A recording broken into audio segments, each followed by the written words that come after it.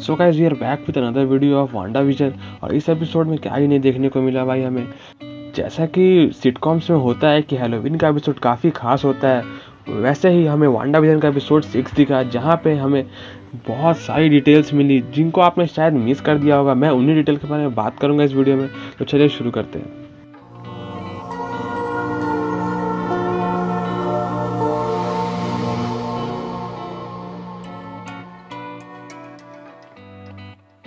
सबसे पहले बात करें एपिसोड 6 के इंट्रो की, तो इंट्रो हमें पता है कि हर डेकेड के वजह से चेंज हो रहा है। पहले 60s, फिर 70s, फिर अब 80s, अब फिर 90s में आ चुका है। फिर हमें देखने को मिलता है एपिसोड में कि पूरा शहर वेस्ट व्यू हैलोवीन बना रहा होता है, और हैलोवीन में हमें पता है कि लोग कॉस्ट्यूम पहनते हैं अजीब अजीब। और यहाँ पे हमें अजीब नहीं, उन सभी कैरेक्टर्स के कॉमिक लुक देखने को मिले। वांडा का, स्कारलेट विच का कॉमिक लुक, विजन का लुक कॉमिक्स में, क्विक सिल्वर का असली लुक जो होता है मार्वल में वैसा, और हमें स्पीड और वीकन दोनों देखने को मिला उसको अपने कॉमिक लुक्स में। और at the end of the episode हमें एग्नेस भी देखने को मिली थी अपने एगाथा हार्कनेस के लुक में, जहां वो विच बनी हुई थी। कॉमिक्स में वो एक्चुअली विच है, इसलिए हमें यहाँ दिखाया गया कि वो विच के रोल में है। अब हमने देखा इस एपिसोड में कि विजन को जहाँ तक शक हो चुका होता है वांडा के ऊपर कि वो कुछ ना कुछ कर रही है शहर के लोगों को और सबको कंट्रोल कर रही है। और ये हमें देखने को भी मिला जब विजन वांडा से झूठ बोलता है कि मैं शहर में जा रहा हूँ काम करने के लिए, लेकिन एक्चुअल में वो जाता है शहर का मुआयना करने और शहर से बाहर निकलने का रास्ता ढूंढने के लिए। फिर विजन को हमने देखा एपिसोड के एंड में कि वो शहर के बाहर चला भी जाता है, उसके बारे में हम बाद में बात करेंगे। हम बढ़ते हैं अपने अगली डिटेल की तरफ। तो अगला डिटेल ये था कि यहाँ पे कैप्टन मार्वल का जिक्र हुआ था। अगर आपको नहीं पता, कैप्टन मार्वल का नाम कैरोल डानवेस है, और यहाँ पर हमने देखा कि यहाँ पे जिक्र हुआ था कैरोल डानवेस का। और कैप्टन मार्वल का नाम सुनते ही इस बार भी हमने देखा कि मोनिका रैम्बो खुश नहीं थी।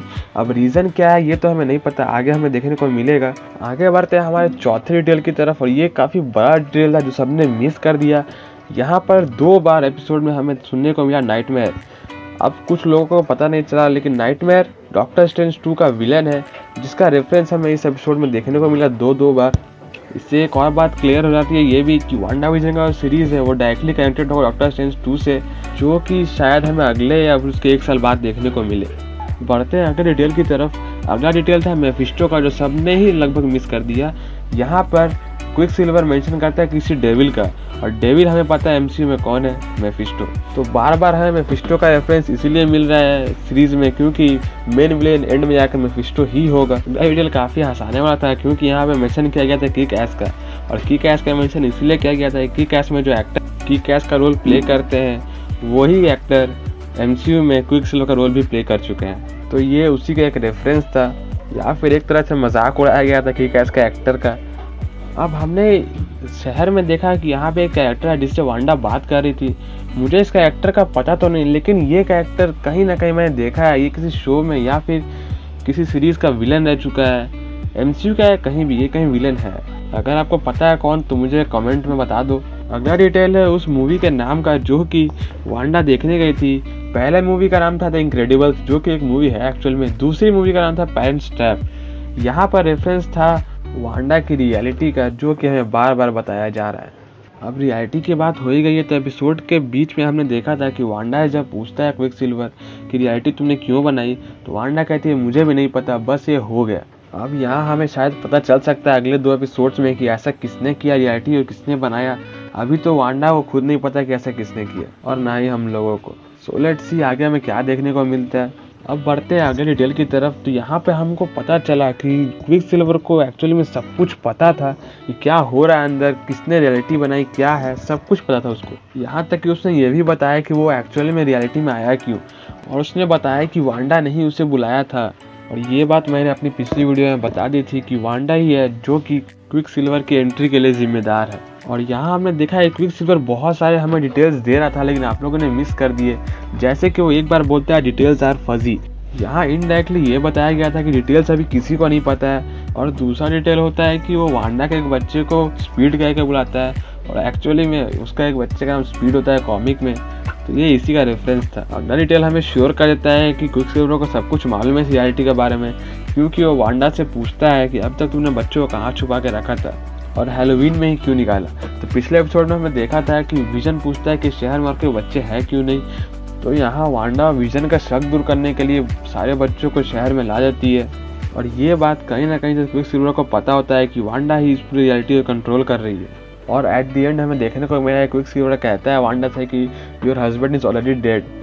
तो यहाँ ये बात गौर करने वाली है कि अगर एक्समैन का क्विकसिल्वर एमसीयू में आया तो उसको रियलिटी के बाहर के बारे में कैसे पता है। मे भी हमें सीरीज़ का एंड में मालूम चले ऐसा क्यों, बट अभी काफ़ी सारे डिटेल्स फंसी हैं। हाँ, वही क्विकसिल्वर वाला लाइन, बहुत कुछ डिटेल्स अभी छुपे हुए हैं हमसे। बड़े अगले डिटेल की तरफ तो अगला डिटेल है एग्नेस का, जो कि हमें देखने को मिला कि एग्नेस शहर के बाहर जाने के लिए जा रही होती है गाड़ी से, बट वांडा की वजह से वो जा नहीं पाती। फिर विजन उससे पूछता है कि तुम ऐसे यहाँ क्यों खड़ी हो, तो एग्नेस बोलती है कि तुम मर चुके हो और तुम एवेंजर्स हो। अब विजन पूछता है एवेंजर्स ये क्या होते हैं, क्योंकि उसे कुछ भी याद नहीं होता वांडा विजन के पहले की स्टोरी, इसीलिए वो शॉक्ड रहता है कि एवेंजर्स है कौन। फिर हम देखते हैं कि विजन शहर के बाहर की तरफ चले जाता है और इसका अंदाज़ा हो जाता है वीकन को, जो कि वांडा का दूसरा बच्चा होता है जिसके पास वांडा की पूरी पावर्स होती हैं। इसीलिए उससे पता चल जाता है कि रियलिटी के बाहर कौन जा रहा है और उसके फादर है का। दूसरी तरफ हम देखते हैं कि विजन जो कि रियलिटी के बाहर जाने की कोशिश करता है लेकिन वो जा नहीं पाता, उसके पार्ट्स टूट टूट कर अंदर आ जाते हैं क्योंकि वांडा उसे जाने नहीं देती वहाँ से। दूसरी तरफ वीकन अपने डैड को सुनने की कोशिश करता है कि वो कहाँ है। अब यहाँ नोटिस करने वाली बात यह भी है कि यहाँ 3 बार साउंड का जिक्र हुआ और एपिसोड के बीच में हमने देखा भी था कि जब विजन शहर के ऊपर जाता है उड़कर तो उसे सिर्फ वांडा और उसके 2 बच्चों की आवाज़ सुनाई देती है। और हमने देखा भी है कि एपिसोड्स में जब तक वांडा उसके आसपास ना हो किसी के, तब तक वो बात नहीं करते किसी से। तो यहाँ एक बात तो क्लियर है कि जब तक वांडा किसी के आसपास ना हो वो लोग एक स्टैचू की तरह रहते हैं, ना ही कुछ बोलते हैं ना ही कुछ सुनते हैं। आगे बढ़े एपिसोड में हमने देखा कि जब वीकन बोलता है वांडा को कि डैड को मदद चाहिए, तब वांडा करती है ये कि पूरी रियलिटी को और बड़ा कर देती है। और हमने यहाँ पर रियलिटी को बनते हुए देखा कि कैसे कोई भी चीज़ अगर बाहर से अंदर आती है रियलिटी के तो उसका पूरा फॉर्म चेंज हो जाता है, चाहे वो गाड़ी हो, लोग हो या फिर कुछ भी, जो भी अंदर आएगा उसका फॉर्म चेंज हो जाएगा। अगर आप नोटिस करो तो यहाँ पे सिर्फ 3 या 4 लोग हैं जो रियलिटी से बच के बाहर निकलने में सक्सेसफुल रहे हैं। पहला जो लीडर होता है वो, जिमी वू, मोनिका रैम्बी, ये 3 लोग तो कंफर्म बाहर हैं। बट हमने देखा कि डार्सी लुइस रियलिटी के अंदर जा चुकी हैं और उन्होंने क्या फॉर्म लिया ये तो हमें नहीं देखने को मिला अभी तक। मे भी हम उन्हें अगले एपिसोड में देख ले कि उन्होंने क्या फॉर्म लिया है। और यहाँ पे हमें देखने को मिला कि वांडा अपनी रियलिटी को बड़ा करते जा रही है सिर्फ विजन को बचाने के लिए। तो अब इस बड़ा करने के चक्कर में ही मुझे लगता है डॉक्टर स्ट्रेंज की एंट्री हो सकती है वांडा विजन में, क्योंकि क्विकसिल्वर ने कहा था कि जो भी इस रियलिटी के अंदर है वो एक नाइटमेयर में है, और नाइटमेयर को पता है, फिर से बोल देता हूँ, डॉक्टर स्ट्रेंज 2 का विलन है। तो यहाँ ऐसा हो सकता है कि ये दोनों इसी वजह से कनेक्टेड हो। मैं भी देखते हैं, हमें अगले एपिसोड में देखने को मिल जाएगा। ये थी इस एपिसोड की पूरी डिटेल जो आपने मिस कर दी थी। अगर आपको अच्छा लगा चैनल सब्सक्राइब कर दो और देखते रहो कॉमिकियंस।